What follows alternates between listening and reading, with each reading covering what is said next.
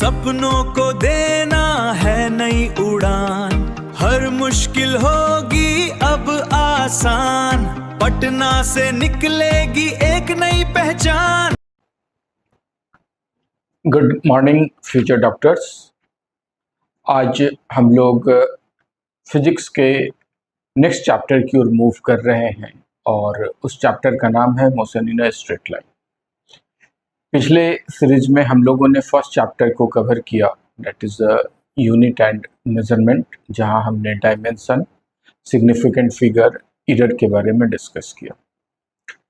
इस वीडियो की बात करें, इस सीरीज की बात करें तो फर्स्ट वीडियो हम लोग माइंड मैप और एक इम्पॉर्टेंट कंसेप्ट ओवरव्यू के ऊपर देखेंगे और देन हम फिर टॉपिक वाइज क्वेश्चन डिस्कशन करते जाएंगे। हमारा उद्देश्य ये है कि वीडियो छोटा छोटा बने और ऐसा ना हो कि आपके लिए इरिटेशन हो कि बड़ा लंबा वीडियो है, 2 घंटे 2.5 घंटे का वीडियो है। छोटा छोटा वीडियो हो, 15 मिनट 20 मिनट, मैक्सिमम आधे घंटे का वीडियो, और हर वीडियो में एक इम्पॉर्टेंट कंसेप्ट हो। तो चलिए हम लोग शुरू करते हैं। कॉपी पेन लेकर बैठे हैं आप लोग और हम लोग स्टार्ट करते हैं। नाउ आज का हमारा जो टॉपिक्स है motion in a straight line. First हम लोग स्टार्ट करते हैं मोशन। मोशन किसे कहते हैं? अगर हम लोग मोशन की बात करें तो मोशन को हम लोग डिस्क्राइब करते हैं change in position of an object with time relative to a reference point. Means हम एक रेफरेंस पॉइंट को एक स्टैंडर्ड मान लेते हैं और इस रेफरेंस पॉइंट में, सपोज ए को हमने रेफरेंस पॉइंट माना और ए के रेफरेंस में अगर ऑब्जेक्ट एक्स अपने पोजीशन को टाइम के अकॉर्डिंगली चेंज कर रहा है तो हम लोग उसको रेफरेंस मोशन कहते हैं। Like now start first rest and motion. Same concept, हमने यहाँ पर क्या किया, पेड़ को एक रेफरेंस पॉइंट मान लिया और पेड़ के रिस्पेक्ट में अगर कार का पोजीशन चेंज कर रहा है तो वो मोशन में है, अगर पोजीशन चेंज नहीं कर रहा है तो वो रेस्ट में है। तो दैट मीन्स कि हम लोग रेस्ट को और मोशन को डिफाइन करते हैं। An object is said to be at rest if its position does not change with time relative to the reference point and change the point thus। Second बात हम लोग बात करते हैं, हमने जो रेफरेंस पॉइंट माना इस टर्म्स को टेक्निकली हम लोग कहते हैं frame of reference. Frame of reference मतलब हम किसे स्टैंडर्ड मान रहे हैं। जैसे अगर इस सिस्टम की बात करें, इस फिगर की बात करें, तो यहाँ पर अगर हम सपोज करते हैं कि प्लेटफॉर्म पे एक आदमी खड़ा है तो उसके रिस्पेक्ट में ट्रेन में जो आदमी है वो मोशन में है, और अगर ट्रेन में ही कोई आदमी एक्स है तो एक्स के रिस्पेक्ट में ये आदमी रेस्ट में है। तो एक ही आदमी, ये पर्सन, इस पर्सन के अकॉर्डिंगली ये मोशन में है और इस पर्सन के अकॉर्डिंगली रेस्ट में है।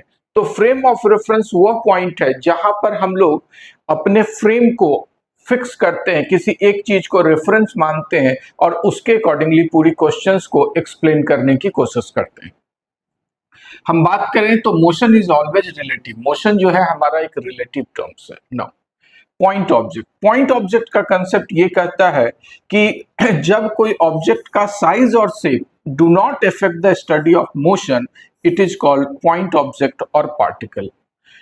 हम लोग फिजिक्स की बात करें, खासकर काइनेमेटिक्स की बात करें, मोशन इन स्ट्रेट लाइन की बात करें, तो हमारे लिए कार भी एक पॉइंट ऑब्जेक्ट होता है। रीजन ये है कि हम उसकी स्पीड, उसका जो डिस्टेंस कवर्ड किया गया है उसको एक स्टैंडर्ड मान लेते हैं, तो उसके कंपैरिजन में कार का जो शेप है वो बहुत छोटा हो जाता है, तो that will be consider as a point object. Type of motion की बात करें तो we have a two type of motion. One is the translational motion and another is the rotational motion। translational motion, car moving in a straight line, rotational motion, blade of the fan। now translation motion के example की बात करें, define करते हैं the motion in which every point of the body moves through the same displacement in the same direction in the same time. That means कि अगर कोई object, इसके सारे point same direction, same time, same, सारा चीज same हो, displacement same, direction same और time भी सेम हो, तो इस तरीका के मोशन को हम लोग ट्रांसलेशनल मोशन कहते हैं। Another is the rectilinear motion, जो हमारा अभी सब्जेक्ट का पार्ट है, जिसे हम लोग स्ट्रेट लाइन पाथ या स्ट्रेट लाइन मोशन के नाम से भी जानते हैं। नाउ अगर हम लोग बात करें तो दो टॉपिक्स यहाँ हम लोग करेंगे, आगे चैप्टर्स में हम लोग इसको ऐसे देखेंगे। One is the scalar and another is the vector. Scalar and vector की बात करें, जस्ट लाइक ये कंसेप्ट हमें इसलिए समझना है कि हम लोग सीखेंगे यहाँ पर स्पीड वर्सेस वेलोसिटी। स्पीड वैसा चीज जिसमें सिर्फ हमें मैग्नीट्यूड की जरूरत पड़ती है, वेलोसिटी जिसमें magnitude as well as direction की भी जरूरत पड़ती है। तो this is the overall concept of the first chapter. तो यहाँ पर जो की पॉइंट्स हम लोगों ने लिया, वो की पॉइंट्स अपने पास आया कि मोशन एक रिलेटिव है और चॉइस ऑफ रेफरेंस पॉइंट हमारे अकॉर्डिंगली होगा। नाउ अब हम लोग बात करें पोजीशन एंड पाथ। पोजीशन का कंसेप्ट ये कहता है कि रेफरेंस पॉइंट के रिस्पेक्ट में मेरी जो डिफिनीशन है, मेरा जो कोऑर्डिनेट्स वैल्यू है, that is known as the position. Position of an object is location, it is the basically location given instant with a reference point. मतलब रेफरेंस पॉइंट के अकॉर्डिंगली हम कहां पे हैं, that is known as the our position. Like अगर हम इसको अगर ऐसे माने कि ये एक लाइन है और ये पॉइंट मेरा रेफरेंस पॉइंट है, तो यहां से अगर ये दूरी सपोज कीजिए कि 5 मीटर है, तो और हम 5 मीटर की दूरी पे है, तो मेरा ये जो पॉइंट पोजीशन होगा that is the 5 metre. But अगर मेरा ये रेफरेंस पॉइंट ये इस जगह पे होता और यहां से अगर ये डिस्टेंस 10 मीटर होता, तो मेरी पोजीशन वैल्यू चेंज कर जाती है। तो position always defined by the reference point, it is usually denoted by the vector R. हम लोग यहाँ पर एक बार अगेन मैं आपको क्लियर कर दूं, यहाँ हम इन डेप्थ पढ़ाई नहीं बता रहे, जस्ट हम कंसेप्ट को रिव्यू कर रहे हैं ताकि आपका कंसेप्ट एक बार रिव्यू हो जाए, ताकि हमें क्वेश्चंस करने में समझने में आसानी हो जाए। Second, origin. Origin is the reference point जहां हम लोग मानते हैं it is generally denoted by 0 और O, just like line number में जो हमारा मिड पॉइंट होता है, it is the origin. Coordinate system, जब किसी चीज को हम उसके रेफरेंस पॉइंट्स मतलब x कोऑर्डिनेट, y कोऑर्डिनेट या z कोऑर्डिनेट के अकॉर्डिंगली डिनोट करते हैं, तो that is comes under the coordinate system.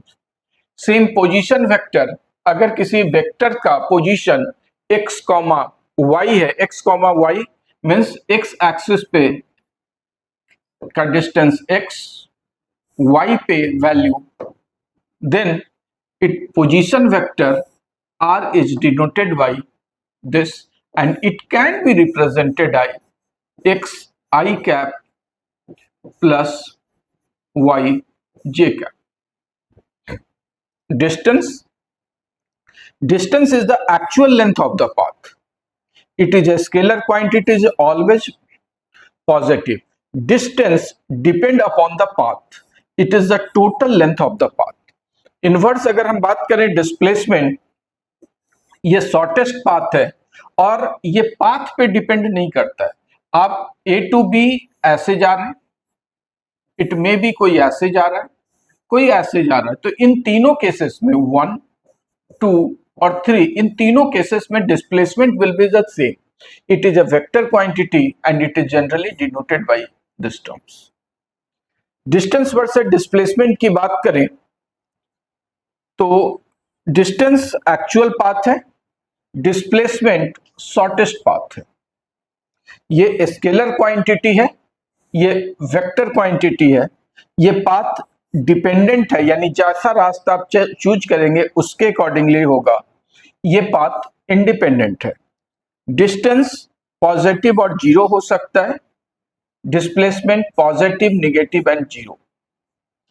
ये greater than and equal to displacement होगा, ये less than and equal to distance होगा। नाउ की पॉइंट्स इस चैप्टर की बात करें कि जो हमारा पोजीशन है वो हमें बताता है ऑब्जेक्ट के लोकेशन के बारे में, डिस्टेंस बताता है एक्चुअल पाथ, डिस्प्लेसमेंट बताता है शॉर्टेस्ट पाथ।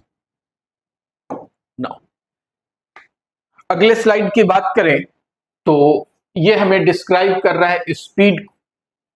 स्पीड हम डिफाइन करते हैं कि speed N object is the distance travelled by the object per unit time. In brief अगर हम लोग बात करें तो ब्रीफ की बात करें तो हम लोग डिफाइन करते हैं speed equal to distance by time. Scalar quantity SI unit metre per second and dimension is LT-1। अगर हम टाइप ऑफ स्पीड की बात करें तो one important speed is the average speed, define करते हैं total distance by total time.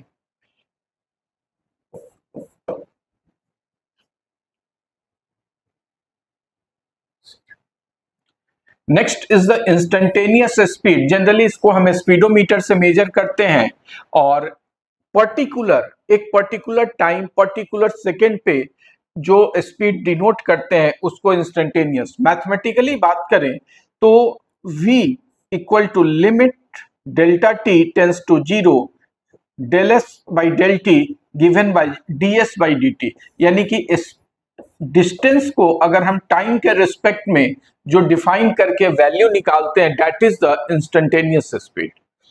Another type uniform speed. अगर object equal distance में इक्वल इंटरवल ऑफ टाइम अगर में इक्वल डिस्टेंस तय कर रहा है then it is known as the uniform speed. In that case जो मैग्नीट्यूड ऑफ का वेलोसिटी होगा रिमेन कांस्टेंट होगा, कोई एक्सेलरेशन नहीं होगा क्योंकि वेलोसिटी नहीं चेंज कर रही है। नॉन यूनिफॉर्म जस्ट उल्टा, अगर कोई ऑब्जेक्ट अलग अलग टाइम फ्रेम में अलग अलग डिस्टेंस तय करता है then it is the non uniform speed. Like एक सेकेंड में इसने कार ने 5 मीटर किया, अगले एक सेकेंड में 15 मीटर किया, फिर अगले एक सेकेंड में 10 मीटर किया। तो यहाँ पर 5 मीटर 15 मीटर और 10 मीटर किया, तो दैट मीन्स ये नॉन यूनिफॉर्म हुआ। तो नॉन यूनिफॉर्म होगा तो उस केस में वेलोसिटी चेंज करेगी, एक्सीलरेशन प्रोड्यूस होगा, वो 0 हो सकता है, पॉजिटिव और नेगेटिव हो सकता है। स्पीडोमीटर की बात करें तो स्पीडोमीटर वो डिवाइस है जो कि हमारे बाइक्स में गाड़ी में लगा होता है और ये रिप्रेजेंट करता है instantaneous speed of the vehicle. Now इस स्लाइड्स के की पॉइंट की बात करें तो speed is a scalar quantity, always positive और 0। It depend on distance travelled by time taken. Speed का कोई डायरेक्शन नहीं होता है। व्हीकल स्पीडोमीटर की जो है यूज होता है व्हीकल, स्पोर्ट्स, कैलकुलेशंस और डेली लाइफ में। Now next velocity. Just like हमने स्पीड में देखा कि speed is the distance by time, तो वेलोसिटी को अगर हम डिफाइन करेंगे तो it can be describe as displacement by time. Velocity is the displacement by time. It is the vector quantity. SI unit meter per second and dimension is LT-1.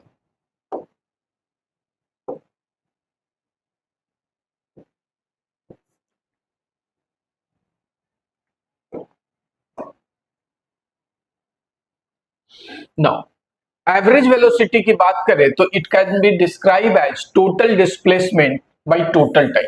यहाँ total displacement और total time हम लोग दोनों case में इसलिए ले रहे थे कि सपोज एक एज्यूम करते हैं कि कोई ऑब्जेक्ट ए से चलना शुरू किया, बी पे गया, बी से सी पे गया, डी पे गया और फाइनली ए पे आ गया। तो इसकी पूरी मोशन 1, 2, 3 और 4 पार्ट में हुआ। तो A टू B उसकी कुछ वेलोसिटी हो सकती है, B टू C कुछ अलग, C टू D अलग and again D to A अलग। बट जब एवरेज वेलोसिटी की बात करेंगे तो इसका net displacement A to A is the 0 and the total time is the thing. Instantaneous velocity just like instantaneous speed. तो instantaneous speed और इंस्टेंटेनियस वेलोसिटी में जस्ट ओनली वन अंतर है कि इंस्टेंटेनियस स्पीड में डायरेक्शन नहीं होता है, इंस्टेंटेनियस वेलोसिटी में डायरेक्शन होता है। Uniform velocity, same concept, equal time interval में अगर इक्वल डिस्टेंस तय कर रहा है, यहां हमने देख रहा कि 2 सेकंड में 20 मीटर, अगेन 2 सेकंड, तो इस तरीका के एग्जांपल्स को हम कहते हैं uniform velocity. Similarly uniform velocity होगा तो एक्सेलरेशन 0 होगा। Variable velocity, time frame same है, डिस्प्लेसमेंट अलग अलग है, then it is known as the variable velocity.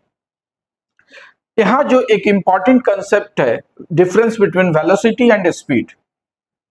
Velocity magnitude and direction, magnitude only, positive, negative और जीरो, पॉजिटिव और zero, depends on displacement, depend on distance, unit and dimension both have the same.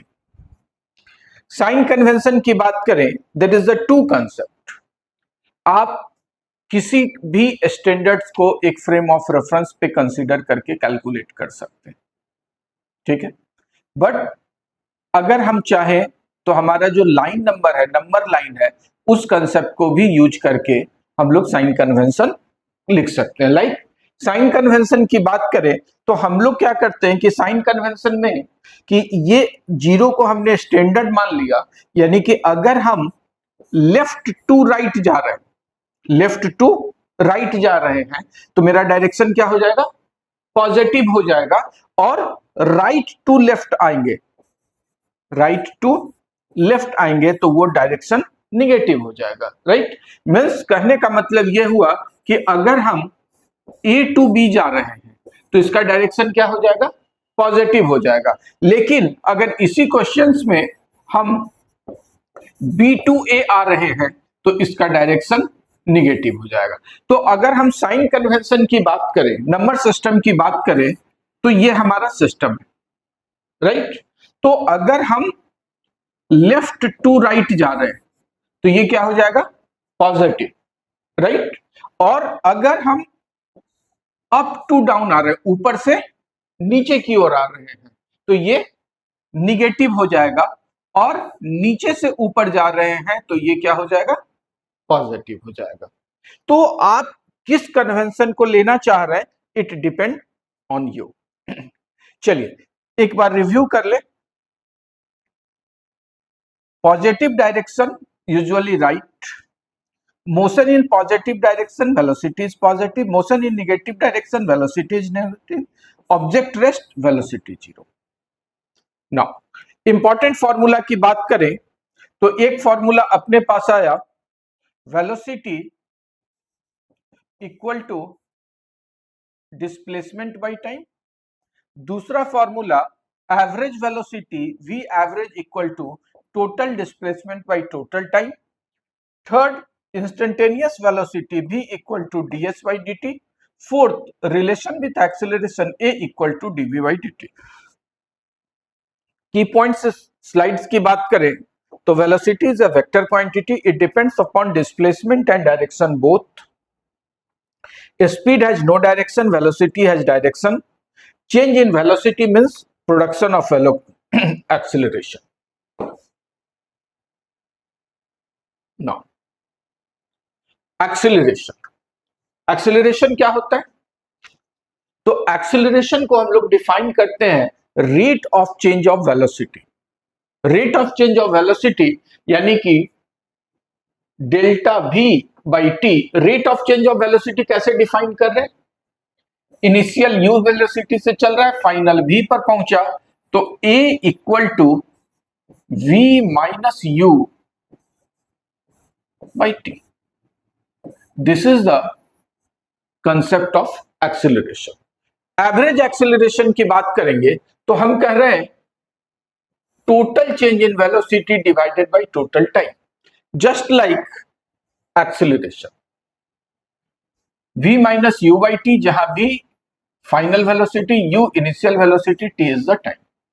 Example ले, कोई object 10 metre per second से चला, final 30 metre, then 30 minus 10, 20 by 5, that is the 4 meter per second। Instantaneous acceleration, अब इतना हम लोग सीख चुके हैं कि we can define a is the dv by dt।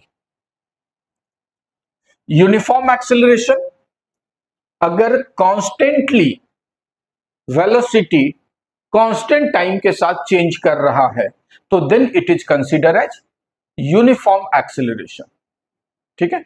और अगर वो कांस्टेंटली नहीं चेंज कर रहा है then it is known as the non uniform.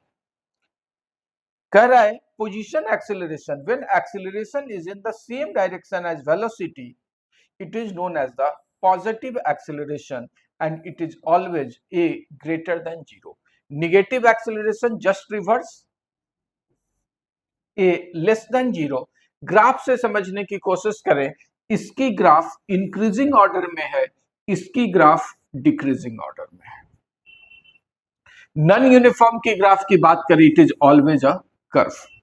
तो important formula first, a equal to v minus u by t, another a equal to dv by dt, unit meter per second, dimension l t minus 2.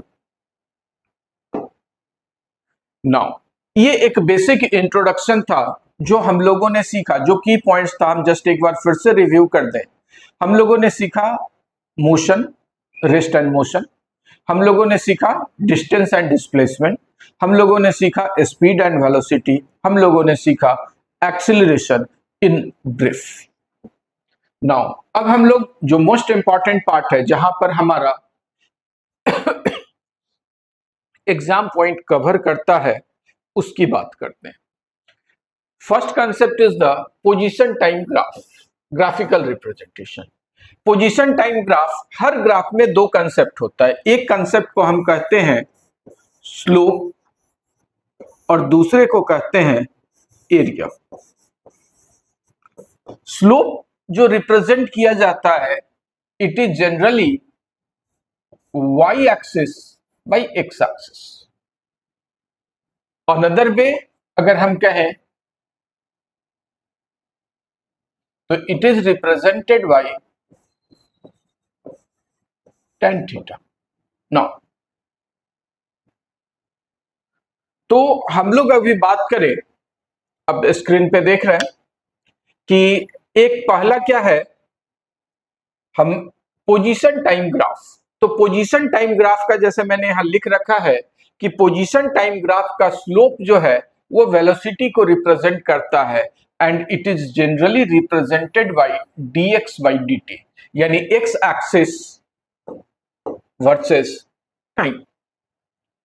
अगर आपका object uniform motion में चल रहा है यानी कि तो उसका स्लोप होगा constant velocity and the graph is just like the straight line. Slope is constant, velocity is constant. Non uniform slope curve line है, स्लोप चेंज हो रहा है, वेलोसिटी चेंज हो रहा है। ये ग्राफ की बात अगर हम करें तो ये ग्राफ इंक्रीजिंग ऑर्डर को रिप्रेजेंट कर रहा है। पैरेलल लाइन सबका सेम स्लोप है, इससे काफी क्वेश्चंस आते हैं ए, बी और सी, अगर तीनों की बात करें तो तीनों का स्लोप सेम है, वेलोसिटी सेम है, बट स्टार्टिंग पोजीशन अलग अलग है। नो हॉरिजॉन्टल लाइन, अगर ऑब्जेक्ट आपका रेस्ट में है तो इस तरीका का ग्राफ आएगा। कर्व ग्राफ की बात जैसा हम लोगों ने देखा नॉन यूनिफॉर्म में वेरिएबल वेलोसिटी, दो ग्राफ है, एक स्लोप इंक्रीजिंग ऑर्डर में है तो वेलोसिटी इंक्रीज है, ये डिक्रीज है, डिक्रीज है। कुछ क्वेश्चन बच्चे पूछते हैं कि सर ये कैसे पता चलेगा ये इंक्रीजिंग है ये डिक्रीजिंग है। इसको हम लोग टाइम के फ्रेम के अकॉर्डिंगली देखते हैं। यहां पर अगर हम लेकर चले तो इसकी पोजीशन कम है, यहां पर चेक करें तो इसकी पोजीशन वैल्यू एक्स एक्सिस पे ज्यादा है, यानी ये 0 से ऊपर की ओर जा रहा है, इसलिए ये इंक्रीजिंग है। इस ग्राफ की बात करें तो इनिशियल यानी t0 पे इसकी वैल्यू ज्यादा है, आगे बढ़े तो इसकी वैल्यू कम हो गई, इसका मतलब it is in decreasing order. Now second graph की बात करें तो velocity time graph. Velocity time graph में दो कंसेप्ट इन्वॉल्व है, स्लोप एक्सेलरेशन को रिप्रेजेंट कर रहा है,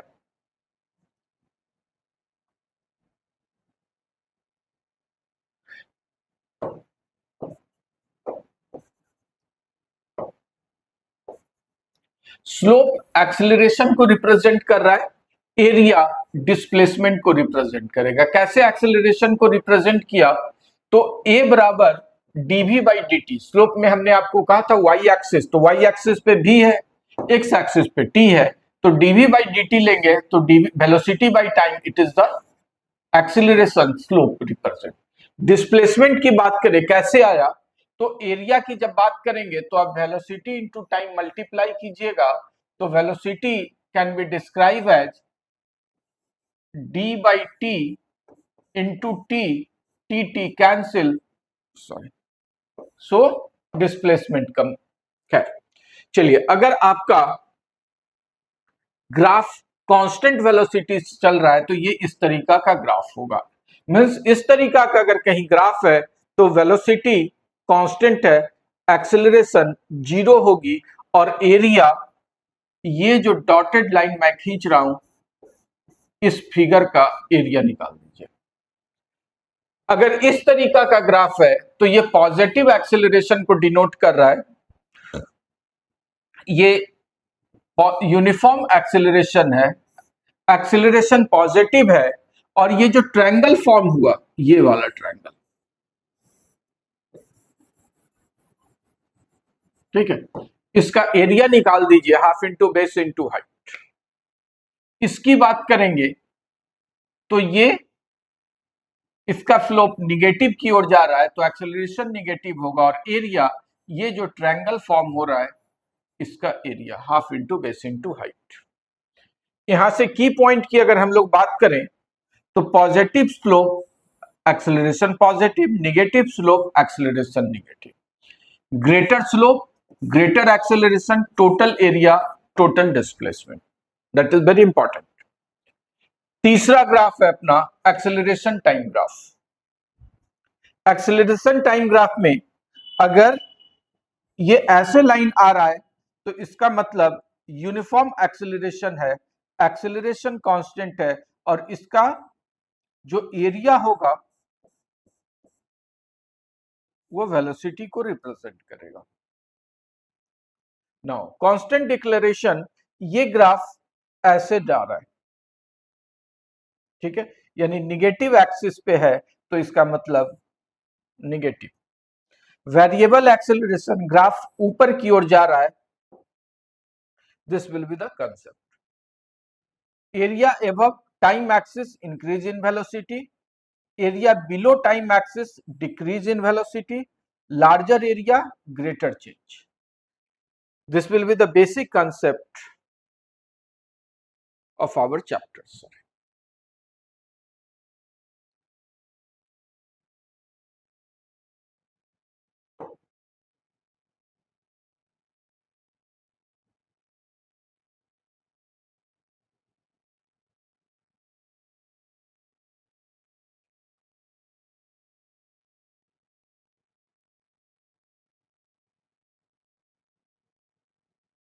ओके, चलिए हम लोग इक्वेशन ऑफ मोशन की बात करें तो इक्वेशन में फर्स्ट इक्वेशन है, ऑलरेडी आप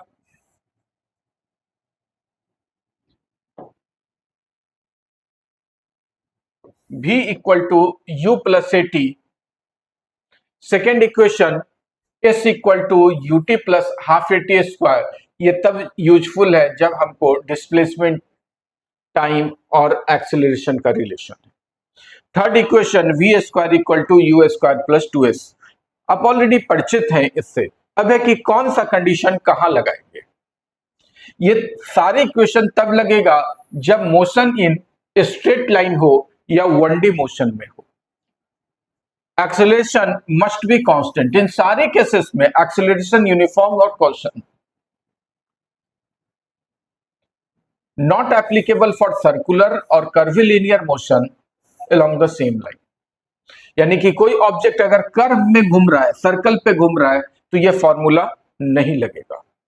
ग्राफिकल डिराइवेशन की बात करें तो this is the concept of v equal to, क्योंकि ये स्लोप होगा और स्लोप जो है इनिशियल u था, फाइनल v था, तो this will be the y axis and this is the x axis, so v minus u by time, first equation. vt graph area को रिप्रेजेंट करता है कि ये जो ग्राफ बना इसके एरिया को निकाल दें, ये वाला पार्ट यूटी को रिप्रेजेंट कर देगा और ये part half A T square इसको करेगा। अगर 1 और 2 के इक्वेशन को मिला दें तो हमारा थर्ड इक्वेशन बन जाएगा। Now it will be dimensionally verified. Now free fall, सबसे इंपॉर्टेंट कंसेप्ट जहां बच्चे कंफ्यूज होते हैं। फ्री फॉल का मतलब कि अगर कोई ऑब्जेक्ट ग्रेविटी के इन्फ्लुएंस में एक सर्टेन हाइट से अर्थ की ओर गिर रहा है तो इस तरीका के इवेंट को फ्री फॉल कहते हैं। नाउ कह रहा है फ्री फॉल का कंसेप्ट है motion of a body under the influence of gravity. ये ऑब्जेक्ट है, नीचे की ओर अर्थ की ओर गिर रहा है। Acceleration produce in a body near the earth surface due to gravity is called ji.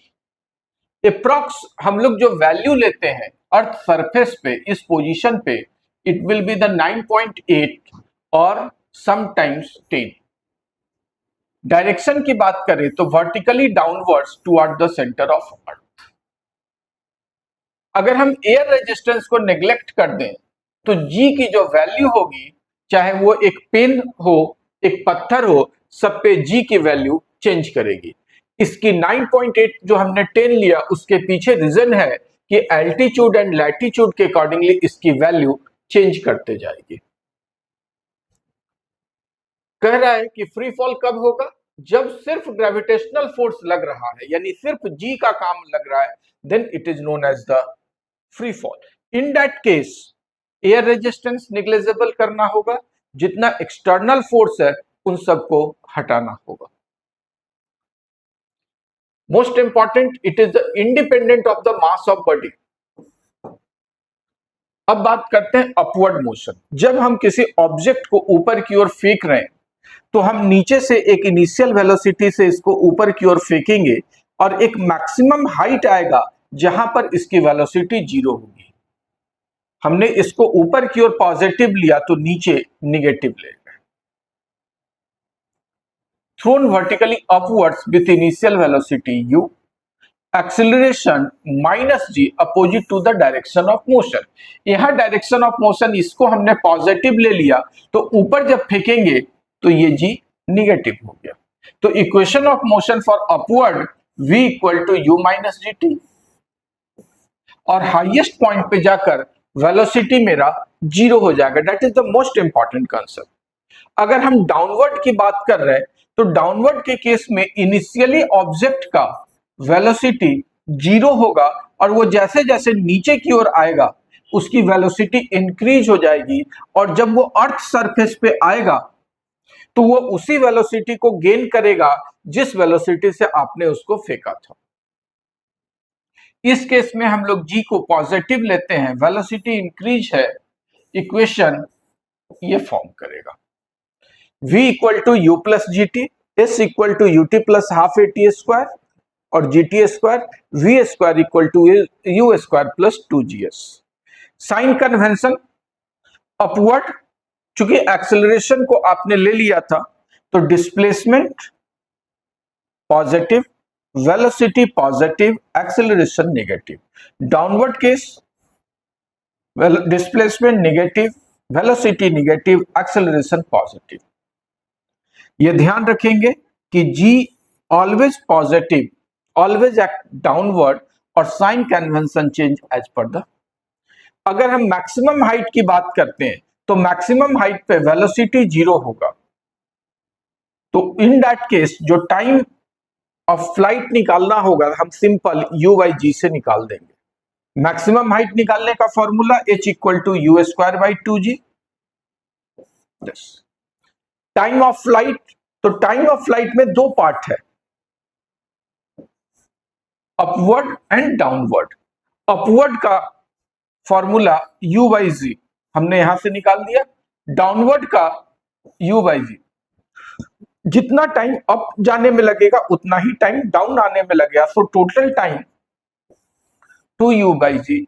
Again important concept, time of flight does not depend on the mass of body, it depends only on initial velocity and ji.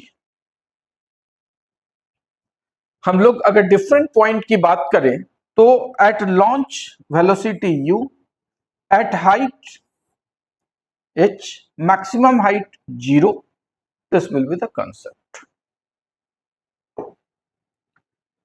Relative motion का concept ये कहता है कि जब हम किसी object को object के मोशन का डिस्क्रिप्शन एक ऑब्जेक्ट के रिस्पेक्ट में दूसरे ऑब्जेक्ट के साथ हम डिस्क्राइब करते हैं तो then it is known as the relative motion.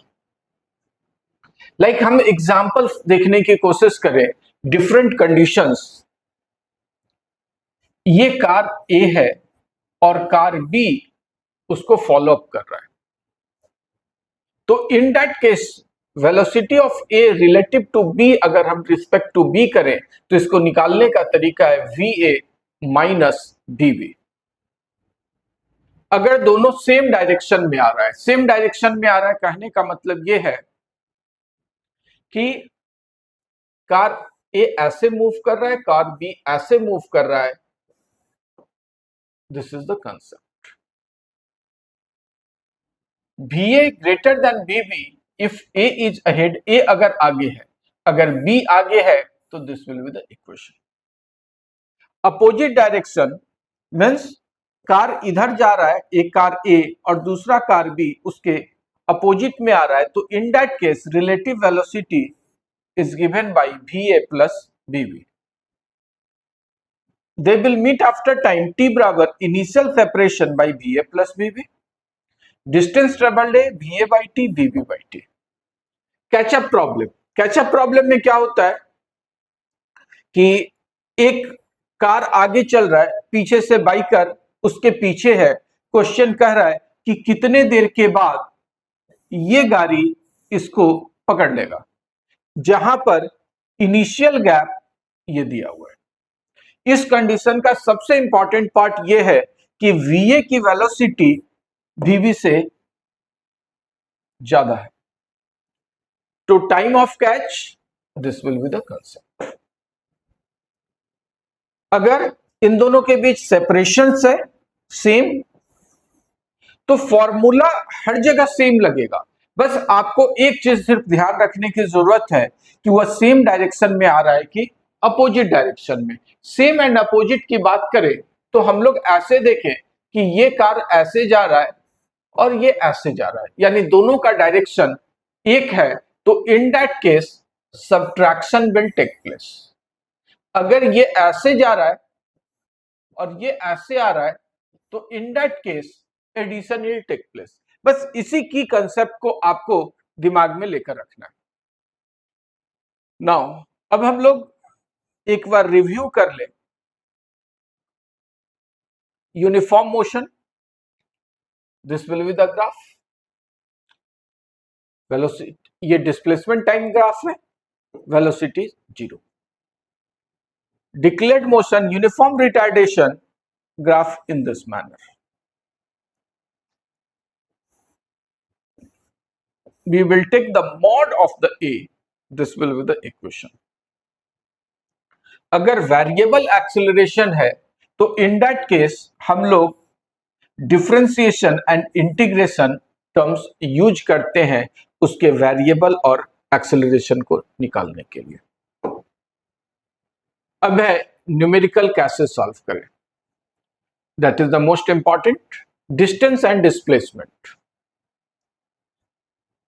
Diagram draw कीजिए, क्या क्या गिवन है उसको नोट डाउन कीजिए, क्या रिक्वायर्ड है ये आइडेंटिफाई कीजिए, यूज पाइथागोरस अगर रिक्वायर्ड है, सारे इक्वेशंस को नोट डाउन कीजिए and solve with the correct unit. Speed, total distance, total time, apply formula, और अगर कन्वर्ट करने की जरूरत है तो formula same by T.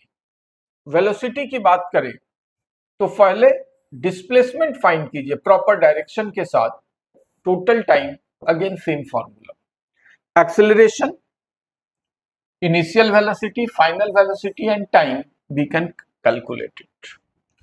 Equation of motion, तीन equation, velocity, displacement, velocity. Free fall के केस में a equal to G, g equal to 9.8, upward. अब दो कंसेप्ट है, अगर साइन कन्वेंशन को ले रहे हैं तो अपवर्ड पॉजिटिव होगा, अगर फ्री फॉल के कंसेप्ट को ले रहे हैं तो अपवर्ड आपका निगेटिव होगा, डाउनवर्ड पॉजिटिव। तो आइदर साइन कन्वेंशन को अप्रोच कीजिए या फिर फ्री फॉल कंसेप्ट को अप्रोच कीजिए। बच्चे कंफ्यूज ना हो, इसलिए किसी एक कन्वेंशन को यूज कीजिए। साइन कन्वेंशन यूज करना है, पूरे फिजिक्स साइन कन्वेंशन पे काम कीजिए।